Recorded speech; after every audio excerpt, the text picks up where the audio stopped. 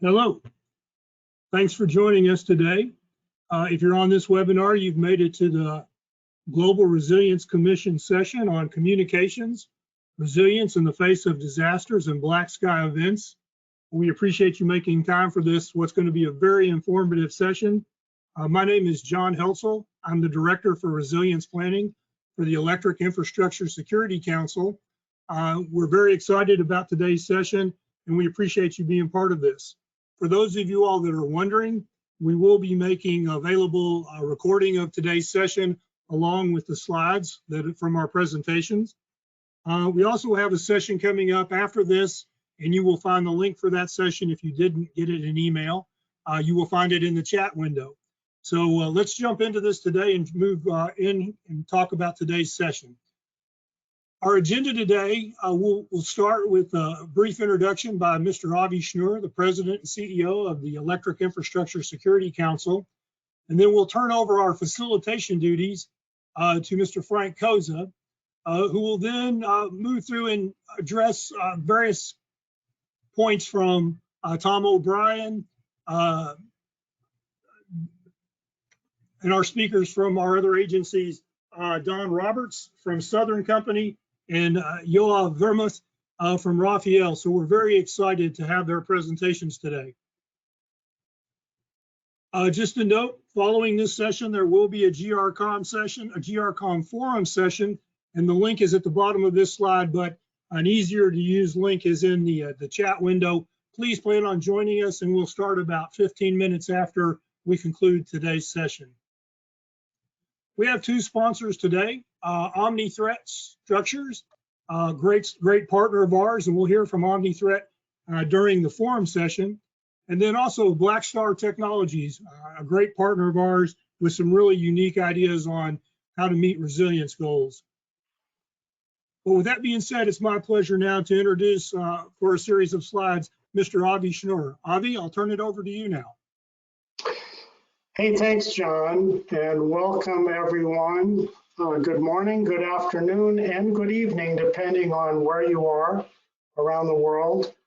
It's actually quite exciting for me to see the scope and the scale of interest in the kind of global resilience that all of us coming together at these events are focusing on. It's something that I think this year, and given what we've all been facing recently, is particularly important.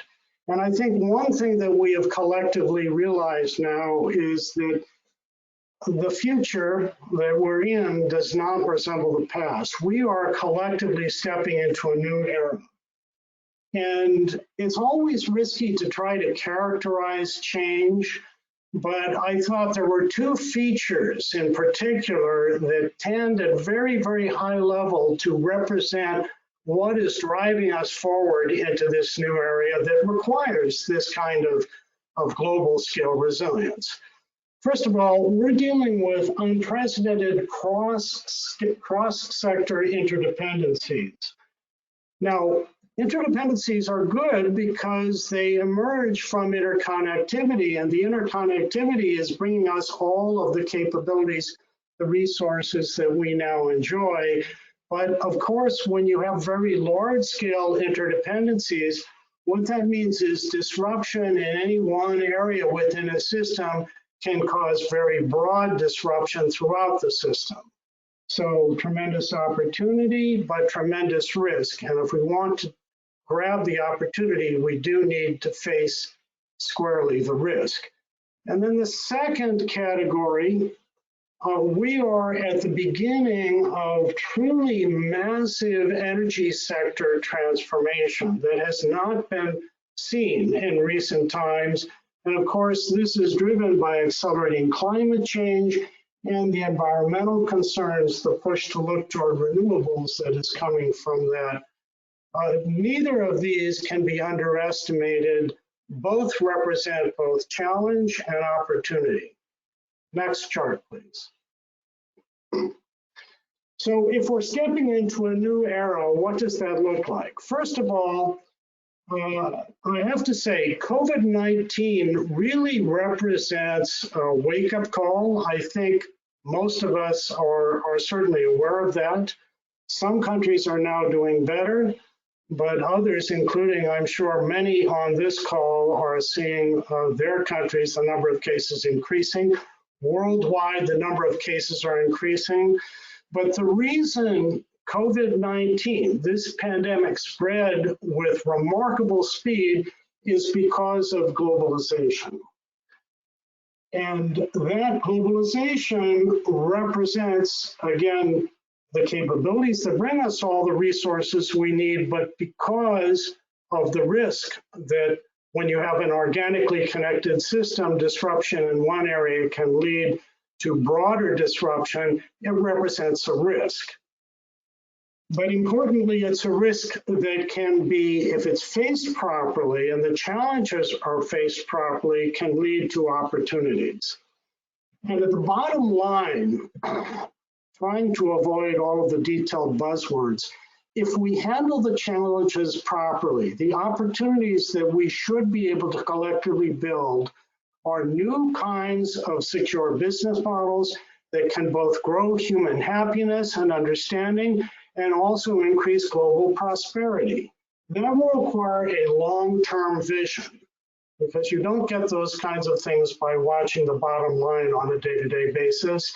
But I think that's why we are all collectively here today, because that's, at the end of the day, what we're looking for. So the vision, this vision really emerges from the private sector. Make no mistake, most of the resources, capabilities that we all use are produced in the private sector, and that does mean that that is the center, the core of where the effort will need to come from to build these kinds of resilience capabilities, and where that effort, I believe, is beginning to come from now, sector by sector. And finally, the focus. You know, there is a term that that has become fairly common, and it's admiring the problem. Admiring the problem is a serious concern because it means talking and talking about different issues and creating new opportunities to study issues with never moving on to implementation. The focus of the Global Resilience Commission, these webinars, and what will be coming out of them is to look at near-term resilience needs and solutions that are implementable in this near term, where we're talking quite near term, really 12 to 18 months, not a vague 10-year vision. Next chart, please.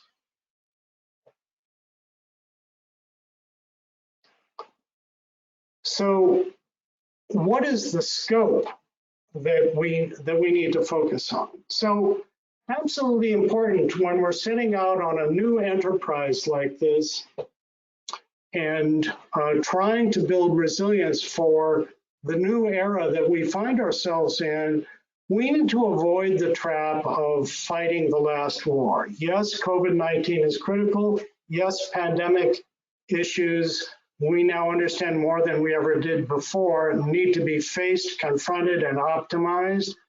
But we really don't know where the next major global hazard is that will hit us and what variety of hazard it will be. So we don't want to make the mistake of focusing all of our energy, all resilience planning and energy exclusively on what we've seen most recently. That needs to be a focus, but only one of a broader set of focus areas that we look at. Now, those focus areas need to span the full set of conventional disasters, but they can't stop at conventional disasters. They need to move far enough so they also expand out to cover what are increasingly be called black sky hazards.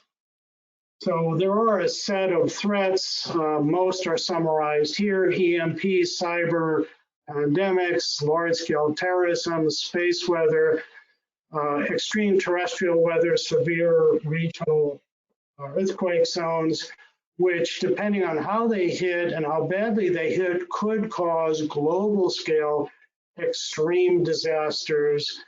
And shame on us if our efforts are focused only at one location in the spectrum. We need to find ways to address everything from conventional hazards up to and including black sky extreme hazards.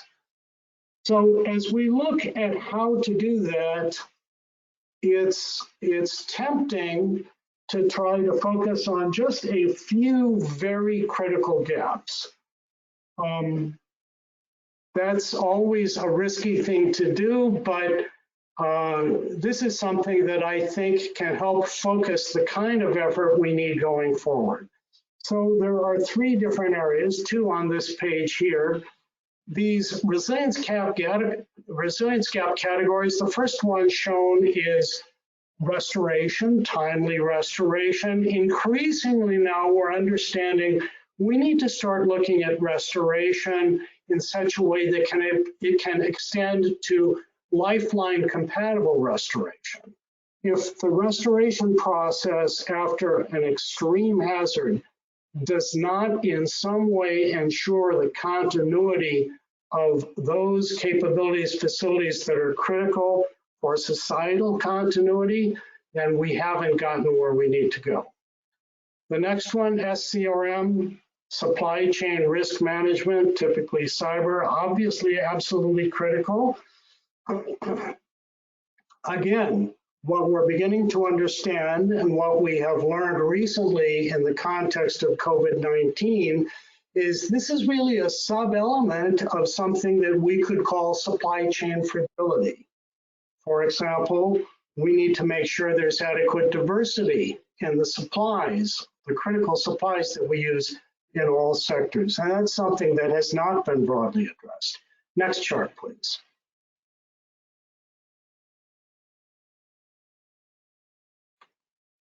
And the final gap shown here, if we are going to develop tools that address both conventional hazards and also are designed to be capable to still operate even in the most extreme hazard classes, then we're going to need what is called here COAST, or catastrophe optimized all sector tooling. Meaning these need to be tools that will still operate even in a catastrophe and will allow the interconnected operation of all of those sectors whose interconnectivity is so critical for everything that we do. So the first one here is the subject for today's webinar, of course, robust black sky capable communications. Certainly communications, emergency communications that can operate in any disaster, but can still operate even in the most extreme disasters. And of course, in such extreme disasters or even more conventional disasters, you'll need to have an effective decision support system, operative emergency power, and at least a basic fallback position for a financial system so goods and resources can be exchanged. We do have a great opportunity here, and I think this series of webinars reflects it. What we're seeing and what we will see in today's webinar is really some of the very best minds of leaders in the different sectors from all across the world, and I'm delighted with our panelists today, I must say. And of course, what we'll be doing and what we've been and will be continuing to do is host webinars that can not only provide the information that comes directly from these webinars, but that information in parallel is going into a global resilience framework and notebook, which will be highly accessible and will be briefed worldwide. So nothing that is being said is lost. So today's webinar, of course, near-term steps toward all hazard, all disaster scale, and all nation emergency communication if we push where this could go all the way to the edge. And I think having a capability that, at least in concept, is capable of going that far is an incredibly important opportunity, and we will be hearing about that today. So we at EIS Council are your hosts, along with a growing array of partners. And thank you, all of you, for spending so much time with us participating in this, and also for your deep concern for the resilience and sustainability that we all are going to be needing. John, back to you. Thank you, Avi. Appreciate those words. I'm sure everybody got quite a bit out of that. One of the questions that came up that must have missed my opening comment, the slides and a copy of a link to the video recording will be made available after the session. And it's my pleasure now to introduce Mr. Frank Koza. Frank's been working in the resilience field for a number of years now, but he serves as the energy sector coordinator for the EIS Council. Frank, please step in and facilitate the session. We look forward to hearing all the panelists. Okay, John, thanks very much. And I'd like to add my appreciation to everyone who has joined the session. As John mentioned, we have 3 presenters today who come from different organizations and will quite frankly have different perspectives on the issue of resilient communications. So that's what we want to explore with them today. Before we get into the presentations, though, I wanted to mention that please feel free to submit questions to us. We probably will not be able to answer questions during this 1-hour session, but what we hope to do in the forum session, which will follow this one, is to address the questions we received during this session. So please use that window on the right, submit your questions, and we will do our best to try to handle those questions in the forum session following this one. So with that, I want to introduce our first presenter. He's Tom O'Brien, Senior Vice President and Chief Information Officer at PJM. For those who are unaware, PJM is a large transmission system operator in the mid-Atlantic states and parts of the Midwest in the United States. And Tom comes to us with that perspective, as well as a perspective from the Electricity Subsector Coordinating Council, which is really a national group that works with utilities and the government to focus on resilience issues. So Tom, we appreciate you being with us, and please go ahead. Thank you very much, Frank, and welcome to everybody. And in the words of Avi, good morning, good afternoon, good evening to all. I hope this conference finds you all well as we continue to navigate through the pandemic. I'd like to thank EIS for the opportunity to help keynote this session. It's a pleasure for me to be here today participating in discussion on this important topic. And again, just a special thanks to Avi and the EIS team, not just for this session, but your passion on keeping resilience in the forefront of our actions. At PJM, as a very large grid operator, we recognize and embrace the role to support the reliable and efficient operation of the power grid. Reliability is our first priority, along with competitive markets and regional planning.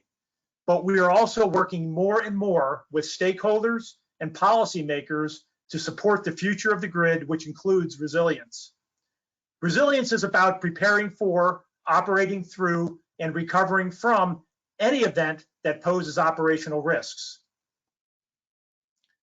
Resilience is also about minimizing the likelihood of a long duration disruption to grid operations. At PJM, as I said, resilience and reliability is our first priority. Resilient communications is a key enabler and critical need to allow us to restore and operate through a black sky event. That event could be an EMP attack, a physical attack, a cyber attack, a natural disaster. Just stop for a moment and think, how could we ever have operated through the pandemic without a robust telecommunications system?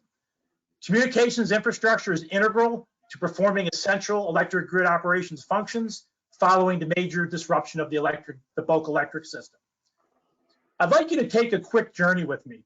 Have you ever hopped in your car, were heading off to work or somewhere else, and realized that you left your cell phone behind? Sounds pretty trivial, but in the grand scheme of things, imagine now a world where all at once we lost the ability to have electronic communications. Chaos, confusion, misinformation would set in almost immediately, and life as we know it would cease to exist. Now imagine for a moment that you're a control center operator operating one of the largest grids in the world during a catastrophic event that disrupts the bulk electric system. Task 1 is situational awareness. How broad is the impact? How much load has been lost? What is the available capacity? What's the overall status of the generation and transmission? What's the impact to our neighbors? These are just a few of the tasks that you would consider from a situational awareness point of view. And it doesn't take very long to realize how critical our communication networks are. Do control centers have the ability to communicate? How do we communicate across borders? How do we communicate with field crews, government partners? What about emergency management, first responders? What about our community? How do we communicate with them? And last but not least, we all have a host of employees. And again, the pandemic is a really good example of that. How would we communicate to our employees? The loss of telecommunications during this event would create a significant reliability issue for the electric grid and a potential catastrophic event across multiple infrastructures. The dependency on telecommunications infrastructure cannot be overstated. Resilient communications are critical to allowing us to restore and operate through a black sky event or any significant disruptive event. While we may be in a suboptimal state, we need to ensure a credible path exists with options for effective communications. Let's talk for a second about a path forward. Many utilities, government agencies, the US national labs, and worldwide leaders recognize the need for resilient communications. Many pilot projects are underway in different phases. Many of you know that several years ago, the North American Transmission Forum highlighted voice communications followed by data communications as the key criteria to operate through a significant event. The NERC GridX exercise and CEO tabletop exercise in 2017, along with other subsequent exercises, pointed to the same fact. Voice and data communications are essential to grid restoration. Frank had mentioned I participated in the Electric Subsector Communication or Coordination Council. The ESCC has identified resilient communications as a key priority and supported a demonstration project in 2019, including a loose coupling to the 2019 GridX exercise. As we think about viable solutions for resilient communications, I'd like to leave you with a few key points. Without adequate telecommunications, control and operation of the grid will quickly deteriorate, and the safety and well-being of our customers will be in jeopardy. One premise that we have made, or one assumption that we have made, is that major components of the telecommunication infrastructure would be impacted during a hazard, but not necessarily all. It is important to appreciate the value of asset diversity and the fact that no single technology can give us the resilience that we need. Our solutions must consider multiple technologies and diversity. Given that premise, interoperability is a key design principle for resilient communications. The ability to utilize any remaining telecommunications infrastructure following a catastrophic event is essential. Stitching together multiple communications technologies to create end-to-end communications can provide a broad solution base to return telecommunications functionality. The resilient communication solution should be scenario-based and tested to ensure that it can provide functionality following an impact from multiple different types of hazards or interruptions.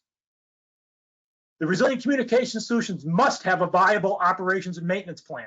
Very critical that it'll be there when we need it, and it's tested, it's improved. And I'd like to just state again just how important it is to recognize that when you're operating through this type of event, you may be in a suboptimal state, but you really need to work through that.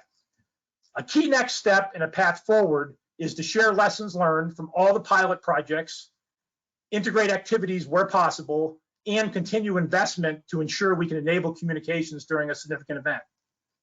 It is incumbent on all of us to consider resilience in preparing for, operating through, and recovering from any event that poses operational risks, minimizing the likelihood of a long duration outage.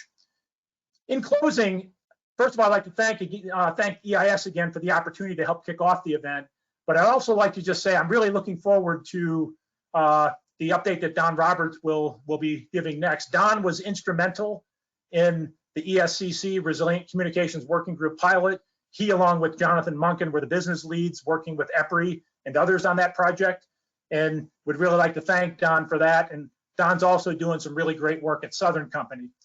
And I'd also look forward to Yoav's perspective. I think most of us know that Israel has clearly been a thought leader when it comes to resilient communications. So I'm looking forward to their updates and looking forward to any questions that we get. If they come through the chat, we can work with Frank to either answer them or get them answered after the meeting. But with that, I'll pass back to you, Frank. Thank you. Tom, thanks very much for that presentation. We appreciate that. As Tom mentioned, our next speaker is Don Roberts. Don is General Manager of Energy Management Systems at Southern Company. And I'm not going to talk about how big Southern Company is because Don will address the scope of Southern Company in his slides. So Don, we appreciate you being with us, and please proceed with the presentation. Okay, Frank, can you hear me okay? We can hear you fine, Don. Yep, thank you. Okay. Well, good morning, everyone, and thank you, Avi, and the entire EIS Council. I appreciate the opportunity to be here this morning and to share about communication resiliency at Southern Company. Let me share a few details about our company. Next slide, please. As you can see from this map, Southern Company has assets throughout the country. The 9 million customers are split approximately 50-50 between our electric and gas companies. Most of my comments today will focus on our electric operating companies in the Southeast. That's Georgia Power, Alabama Power, and Mississippi Power. Let's continue to the next slide, please. In addition to our electric utility operations, Southern Company includes a variety of companies, including our wholesale energy company, Southern Power, our natural gas utilities, and several other subsidiaries. As I speak about resiliency and communication, some of my comments will also include the assets of Southern Link, our wireless subsidiary, along with Southern Telecom, our leased fiber subsidiary. Next slide, please. Here's a little bit more about our electric side of the business, and this looks familiar, probably very similar to other utilities, but one area that is different is in the area of nuclear. We're nearing completion of the first of 2 nuclear units in Georgia. The schedule has been impacted in a variety of ways by COVID, but this unit should be available for online testing later this year. Let's next slide, please. And here you can see our broad involvement in the gas business. Many years ago when I started in this business, we were competing with gas, and now we're partners. So things do change, just like Avi had mentioned earlier. Let's go to the next slide, please. Now this is a busy slide, so just bear with me for a couple of minutes, but I want to share with you a little more. Resiliency for communication systems goes beyond an emergency system. We do have emergency systems, and I'll speak to that in just a minute, but at Southern Company, we focus on resiliency and design of our operational systems to minimize the disruptions and to protect our capabilities to serve our customers. The map at the upper right is a sample of our company-owned and maintained long-haul fiber network. It does not reflect all of our long-haul fiber, especially those that are third-party agreements, that we have third-party segments, nor does it address our fiber to distribution fiber, but it just gives you a sample of the size of our fiber network. The fiber to distribution incorporates or enables enhanced control, enhanced high-speed protection, and a variety of restoration capabilities when it's incorporated into our distribution automation type technology. A variety of microwave technologies are used to tie locations into this network that are not directly served by our fiber network. And all of this is designed such to create a mesh-based transport system. As you can see, we have heavily invested in our telecommuting, our communicating networks, communication networks and systems. Our company-owned networks are supplemented with private networks from third-party providers. We have in-house telecom engineering and support teams. Our engineering criteria is focused on ensuring redundancy, diversity, security, and data prioritization. Many of the 1,400 microwave paths that I have noted on the slide are depicted in the upper left-hand diagram, where that actually reflects our LTE system. Many of this is, again, microwave is a key piece of tying the system together here. With any major event, this system is key for us. It's key for us in daily operations also. The Link LTE system is designed to be utility grade, where 85 to 90% of the end user equipment, that's either the fixed or the mobile, are covered by multiple sites. And over 80% of the sites have redundant backhaul. Again, this thing was designed to be utility grade. As Tom mentioned earlier, support of our operations is a priority, and this is in terms of safety, reliability, and resiliency. We have dedicated control networks, and again, we're sitting here focusing on what is needed from an operations standpoint. Restoration is a big piece of operations, and sometimes it's required more often than we like. Restoration activities are a coordinated effort between our operations personnel and our telecommunications teams. And with any major event, the operational activities or the restoration activities stretch beyond our crew headquarter facilities and our office facilities. As part of the storm assessment, staging areas are identified and mobile facilities are used to support these particular areas. Mobile command centers and mobile offices equipped with LTE and satellite communication.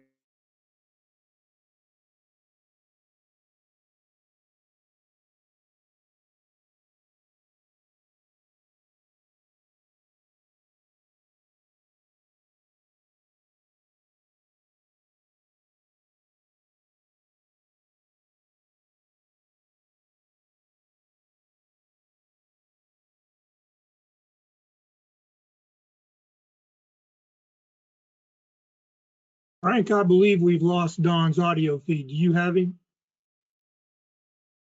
I can't hear. Don, we've lost your audio feed.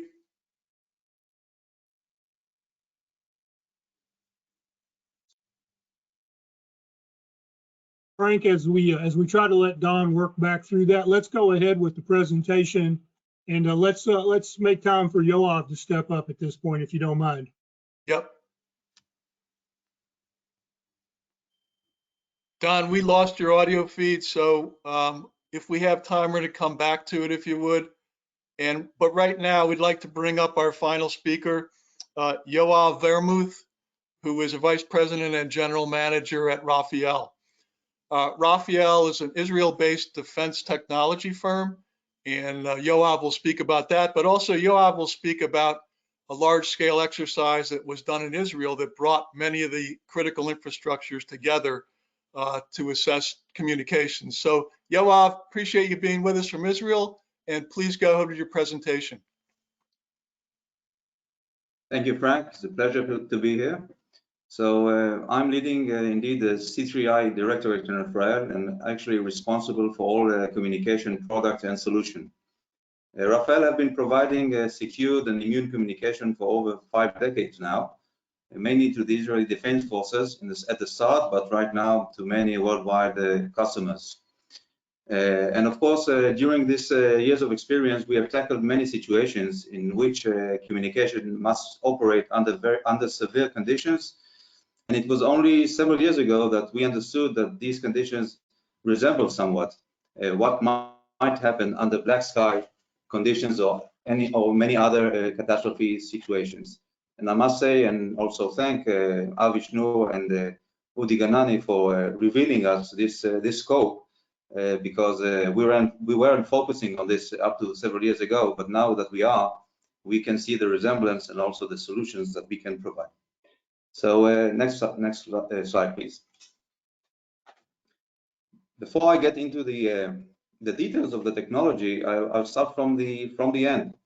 About 2 months ago, at February 10th, we had a demonstration which was actually a national scale drill, incorporating many of the major utility and providers in Israel, a multi-sector demonstration in which we all cooperated to show and to prove that it really is possible to bring up a communication infrastructure in a very short period of time, replacing, or not fully replacing, but enabling the restoration and the functionality, the basic functionality of all these multi-sector players.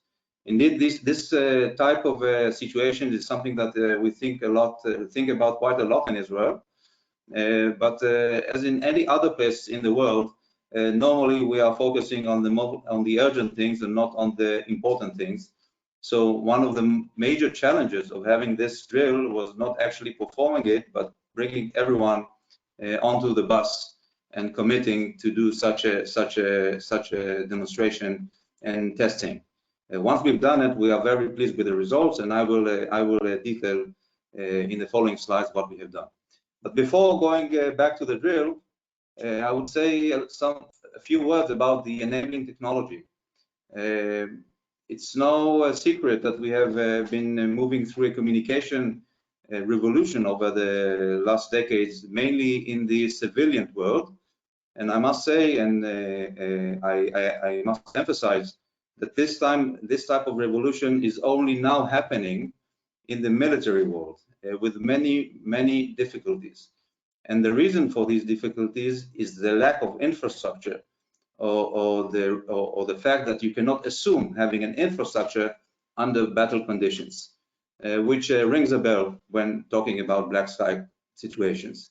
So about 10 years ago, we have started developing our new technology for tactical ad hoc mesh radios, which is called the BNet radios, or the BNet family. And it is composed of many types of radios, but they all share the same principles. And in 1 minute, if I have to present what is different about the BNet radio, I will do it using the next slide. So one thing that didn't change over probably the almost 100 years since the beginning of tactical radios is the fact that when communicating or even having a small-scale network in the tactical domain, normally a radio uses a frequency channel, a single frequency channel, in order to operate this network or to build this network. Although many technology advancements have been made in communication, these basic principles really didn't change much over the years. And this is exactly what the BNet radios change. Instead of using one frequency at a time, they have the ability to receive over hundreds of channels, which actually translate into hundreds of megahertz, receive all channels at the same time without any preconditioning or prearrangements between the radios themselves, which brings you a very intuitive communication between all members, and having a much higher bandwidth than what you can normally get from a standard radio such as the UHF or L-band radio. So this is a great difference, and it takes you up from the tens of kilobits of communication data rates, which was possible on the tactical level till today, up to hundreds of megabits per second with the BNet radio. Another thing which is clearly different from other radios is that each radio can relay on each one of the frequencies at the same time. So each radio can receive many participants in the network in the same microsecond over different frequencies and relay them automatically without any human interference to other members. This gives you an end-to-end connectivity under the most severe conditions without any human interference in the actual topology building of the network. And this is a basic of the resilience of the network. So next slide, please. And this is how it looks from the network perspective. This was actually taken from one of our tests. And here we had a combat scenario, not a black sky scenario, but soon as you will see the black sky scenario, you will see the resemblance. Each red point, the BNet radio, most of them, by the way, on the move. They don't have to be fixed into place. And the blue lines, they show the connection or the direct connectivity between the BNet radios. If there is no blue line, then there is no direct connectivity, but still data is relayed through other BNet units So end-to-end connectivity is always maintained, and the more units you have in the field, so the connectivity will be better because you have more and more paths of relay communication. So to sum it up, each BNet radio receives on hundreds of channels at the same time, receiving all other radios in its proximity, no matter on what frequency they are transmitting. Each radio is also an endpoint and an entrance point into the network, and also an automatic relay in the network. And the interface to the user is an internet protocol interface, which is very important because voice is not the only type of information we want to pass over the network. We also need data, situational awareness data, and sometimes even video when you send some mobile group forces to certain places in order to restore functionality. So next slide, please. Okay, so I think by this stage at my presentation, I think I've made the point of the resemblance between a military or combat communication and black skies catastrophe. In both cases, you cannot assume infrastructure. In both cases, it is very hard to assume that what you have planned will actually happen. And in both cases, today, you need communication in order to restore basic functionality. By the way, that wasn't the case 20 or 30 years ago in armies, but as they are becoming more and more digital, just like the utilities and sectors have become, they rely more and more on communication. So next slide.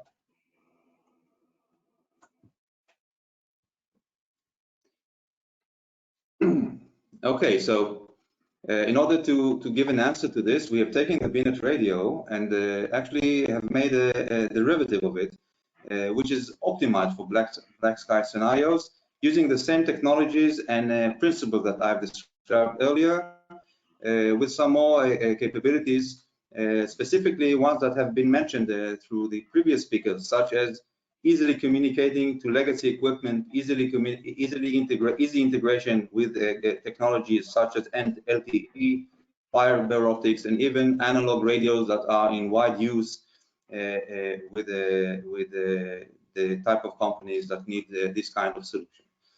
So next slide, and I will go into the demonstration itself. So 2 months ago, we had this demonstration, another slide. We had this demonstration, and we had participants from several companies, including the Israeli electricity company, the national one. Can you move another slide, please? The water authority, the major gas provider, even the Haifa port, which is one of the major ports in Israel, and several other participants. All of which, well, everyone is talking about the need, but this is actually the first time that all of these parties have joined forces together to have a common drill, not only in their own organization, but between the organization themselves. So we have connected all of them during the 2 weeks test that we have done, and in the final demonstration that was done at the end of the drill. So next slide.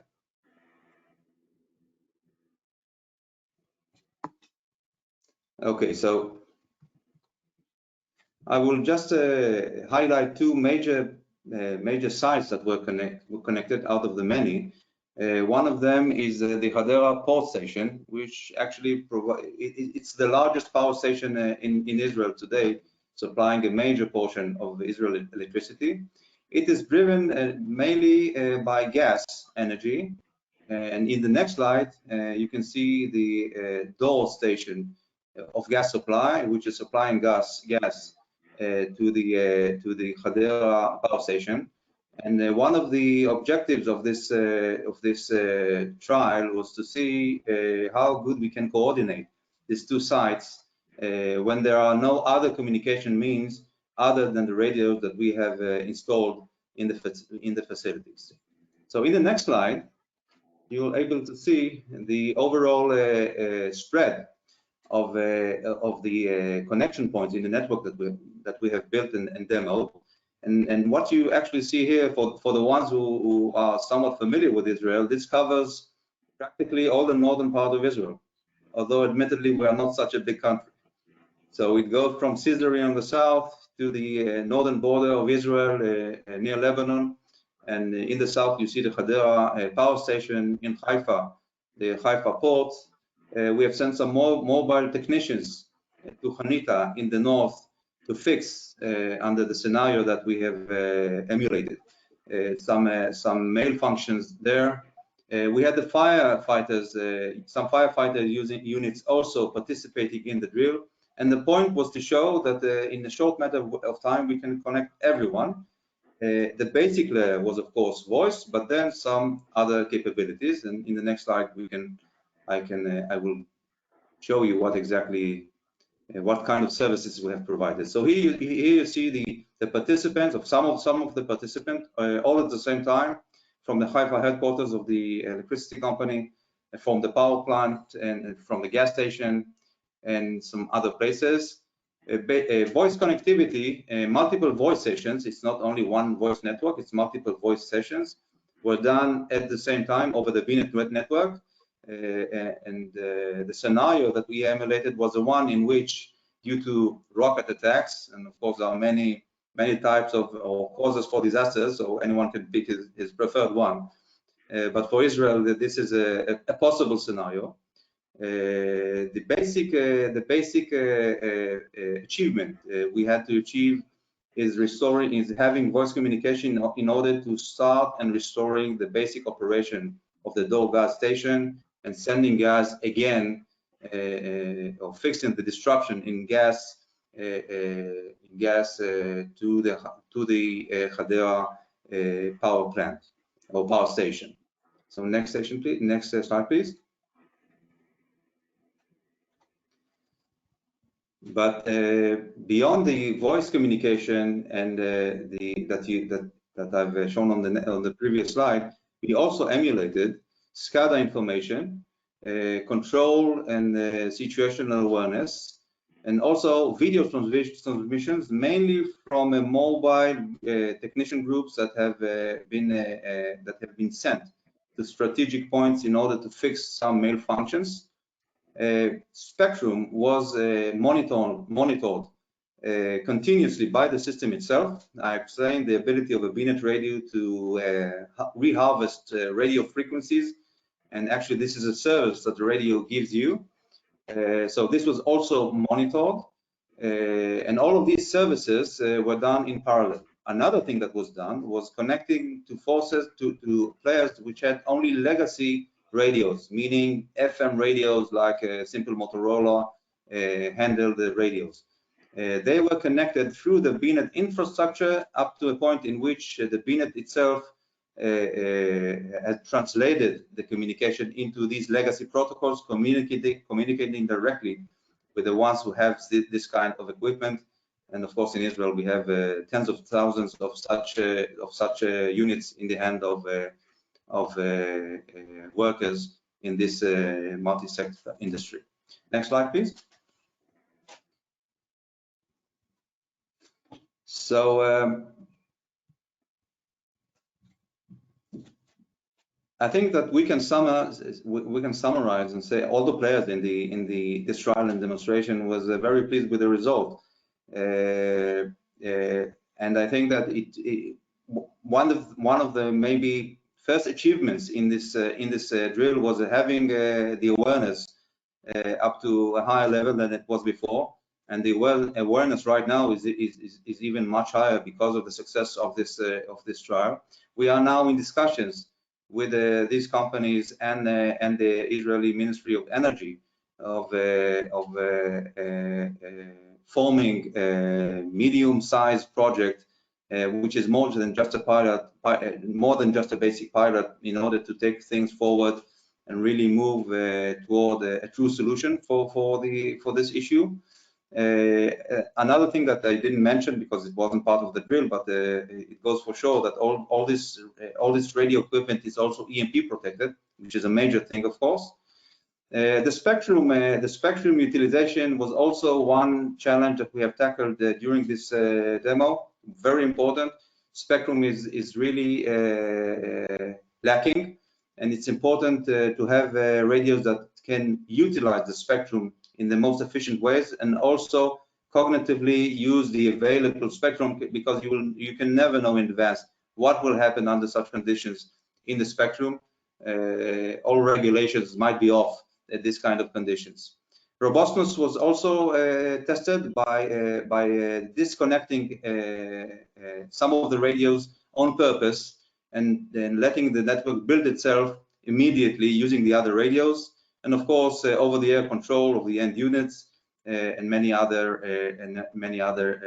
objectives. IP connectivity was also shown. One of the challenges, of course, is connecting to the IP or the IT infrastructures of the companies. In this scope of drill, we didn't do that, but we emulated the type of services that these IT infrastructures would need. We don't see this as a technology obstacle, but of course, when connecting many companies and authorities through the same network, you have to take care of cyber encryption and data security issues, and this is something that will be done in the actual project. There was no need to do this on the test, on the demo itself. Next slide, please. To sum it up, this was a very interesting and a very fruitful experience. I think that the major challenge and the major achievement was getting everyone to invest in this kind of test. It took us almost half a year to coordinate it, and only one and a half week to operate it. So it just shows that maybe technology is no longer the obstacle, and we can move forward into the actual challenge of not only discussing it, but actually doing it. And as I mentioned earlier, we are now in discussion also with the companies themselves, and also with the Israeli regulatory authorities, in order to take this forward into an actual project. So in my a little bit more than 10 minutes, I hope I've managed to pass the essence. And I also will add that on the forum itself, there will be some more details and deep dives that will be made by Amichai from Rafael, Amichai Dekel, and I urge everyone that have an interest in this technology and these solutions to take part in this forum. So thank you very much. Yoav, thanks very much for the presentation. Appreciate that. And like you mentioned, Amichai will be on with the next session. He'll have more information about the BNet radios, because as I look at some of the questions coming in, some of the questions are about the capabilities of the BNet radios. And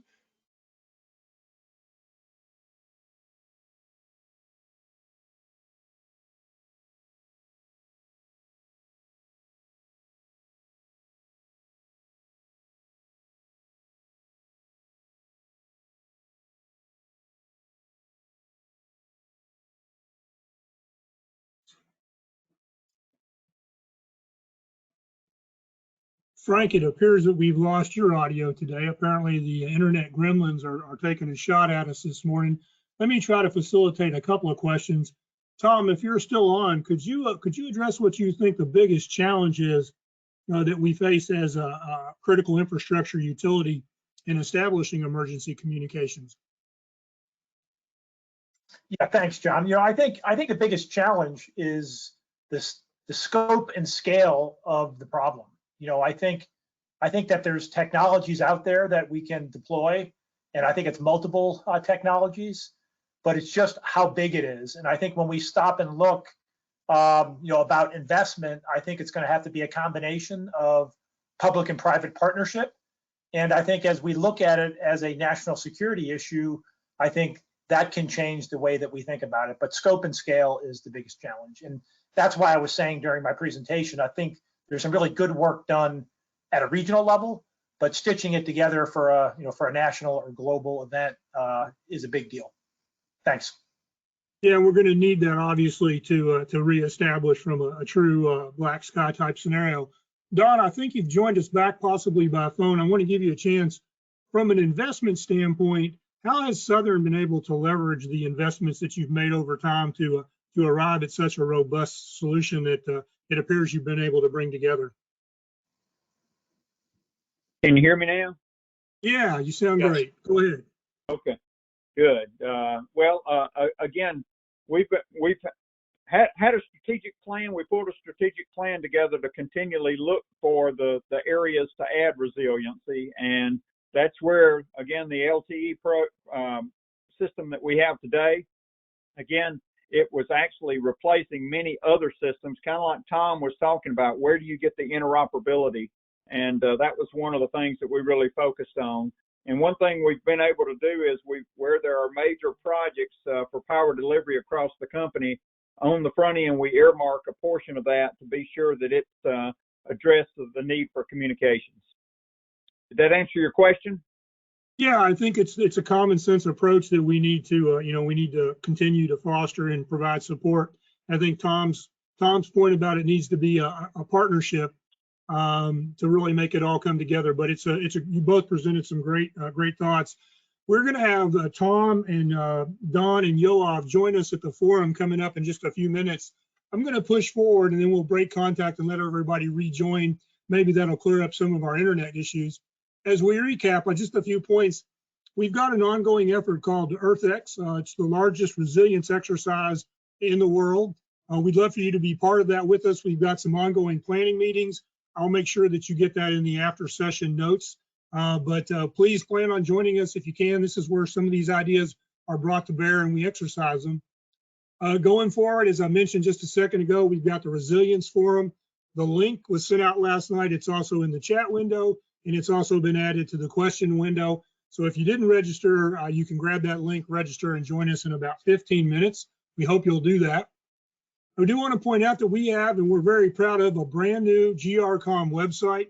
Looking towards the future, that's where you'll be able to find all the work that we're doing on the resilience framework, the resilience notebook, and ultimately the resilience engine will reside there as well.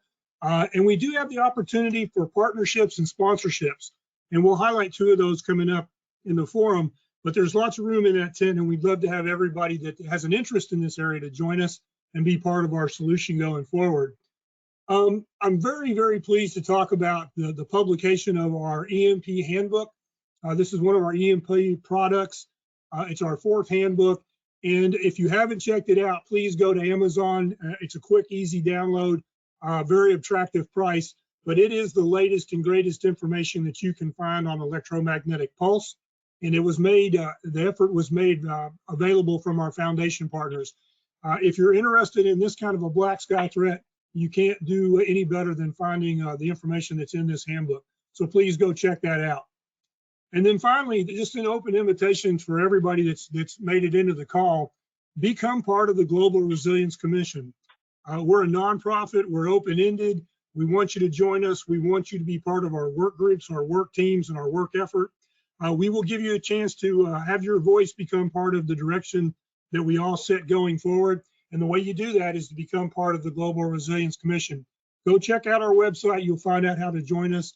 And we will keep all our announcements coming forth from that website. So feel free to follow us there, but also check us out on LinkedIn. We've got a couple of great team members that are leading the way with our LinkedIn presence. And if you're a member of LinkedIn and we want to be part of your strategic network. So finally, it's a pleasure to announce our next GRCOM webinar will be on the cyber threat, the one that I personally think is the scariest of the black sky threats. We know we're under attack constantly.